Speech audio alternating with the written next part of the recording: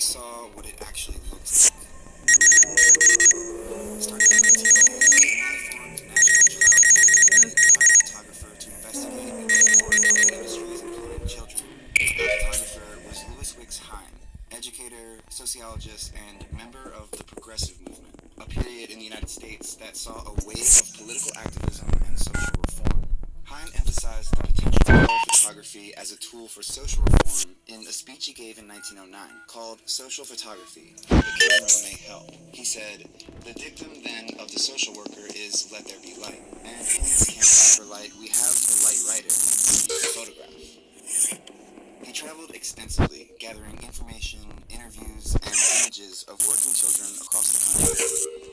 He visited coal mines in Pennsylvania, where adolescent breaker boys worked underground finding impurities from coal, resulting in Louisiana, some as young as 4 years old. Tobacco pickers in Kentucky, cranberry pickers in Massachusetts, beet farms in Colorado, and young messengers and newsboys in cities all over the country. Many of the photos captured adults inside, supervising the children as they worked.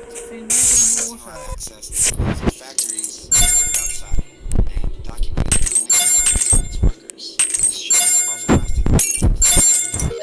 Laborers would pose for portraits and tell Hine a bit about themselves, their wages, and their work conditions.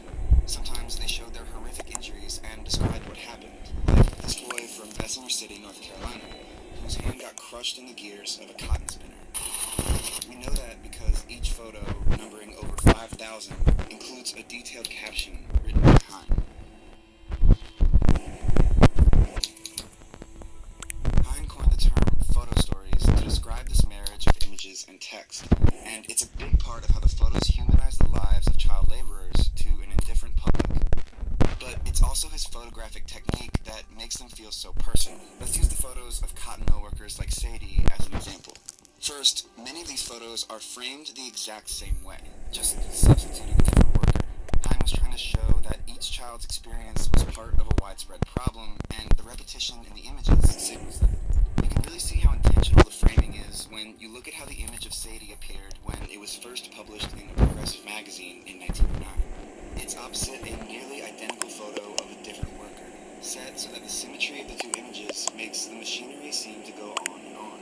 The left-hand caption says, "Spinner, a type of many." Hine's photographs are also shot with a very shallow depth of field, which basically means a narrow part of the photo is in focus and the rest is blurred out.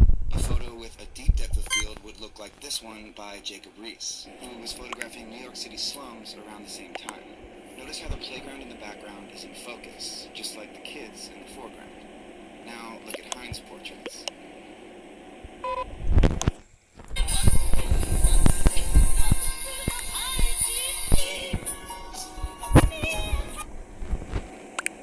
In this one, the factory this boy works at looms behind him, but it's almost totally blurred out. This was a recurring visual theme, to include the machinery or the workplace in the frame, but obscure it, favoring the worker instead. This narrow point of focus, combined with shooting from a lower angle at the eye level of these children, is why these images are so effective at humanizing their subjects. Photos like the ones from the South Carolina cotton mills changed the public perception of child labor in the United States, ultimately pressuring state legislatures to introduce laws regulating work for those under the age of 18, and sending kids back to school.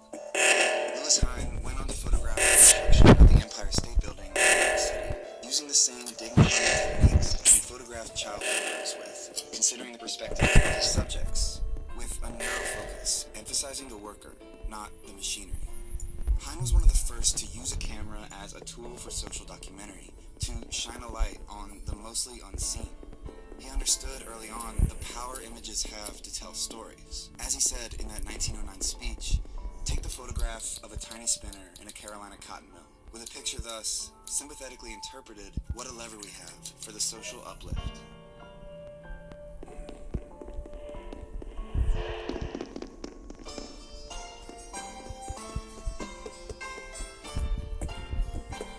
You just vented. Yeah. Killed me.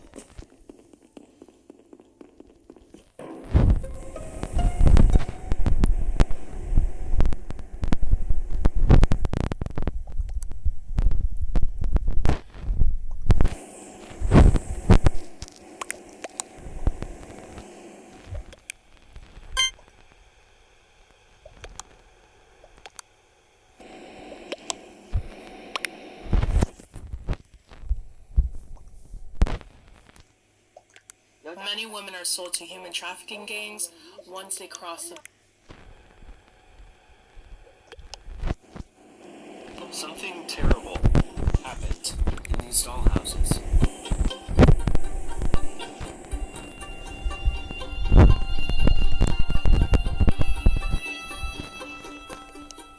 Maybe a suicide. A murder. A stabbing with an adorable knife.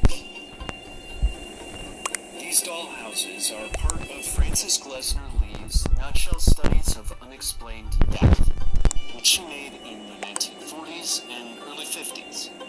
They're in the Renwick Gallery of the Smithsonian Art Museum for a reason. They're incredibly detailed. These cans are all labeled accurately.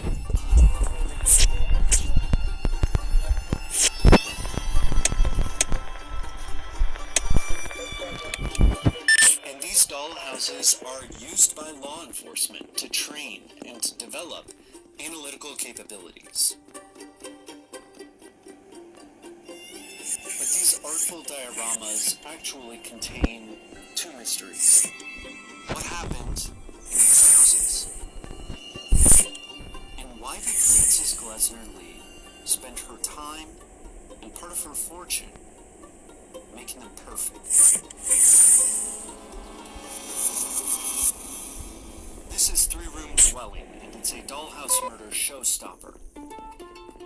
There are 19 of these dioramas, and each one comes with a backstory, drawn from composite real crimes. In this one, Robert, Kate, and baby Linda Mae Judson had a nice porch where the postman stopped by. They were living the American dream until the murder. I'm finished my tasks.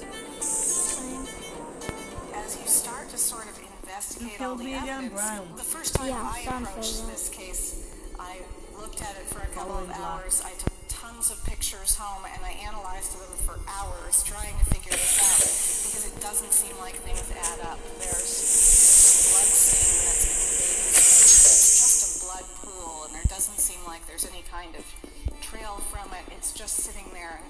Don't know what had happened there.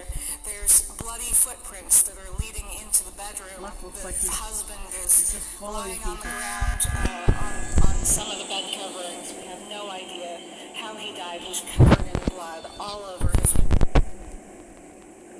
The 60s were a strange time. To think that back in the day, misogyny reigned supreme. Workout machines were basically useless, and seatbelts were considered wholly unnecessary.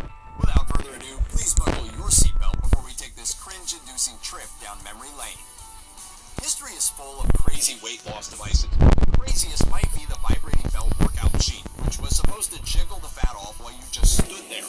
According to the Orange County Register, the vibrating belt machine was a must-have device in fitness centers for decades, although most health experts knew they were essentially useless. Still, people have continued to find variations on this device rather irresistible over the years. Introducing the revolutionary Vibro Action Belt. Just turn it on, and it will literally vibrate the fat away from your abs. Deep down, people really want to believe there's some magical technique that will help us drop those extra pounds without having to focus on diet and regular exercise. You probably wouldn't be too surprised if you were told that many male executives hired secretaries based on their looks in the 1960s. But airlines really took that notion to the extreme. You see, there's a reason most flight attendants can't stand being called stewardesses nowadays. According to Vanity Fair, the word stewardess harkens back to a time when attending to people on a flight basically boiled down to looking awesome in a miniskirt. Feeding and caring for a plane load of passengers can be as glamorous as a stint behind the counter at the 5 and 10. In those days, you could get a job as a stewardess only if you were between the ages of 20 and 27 and happened to weigh no more than 140 pounds. Oh, and you had to be at least 5'2", but no taller than 5'9". Oh, and you needed to be unmarried and childless too. Basically, you had to be conventionally attractive and potentially available. Stewardesses, like jetliners, must be slinky sex symbols. Pilots can be homely involved. Job training included lessons on how to walk seductively and how to put on your makeup.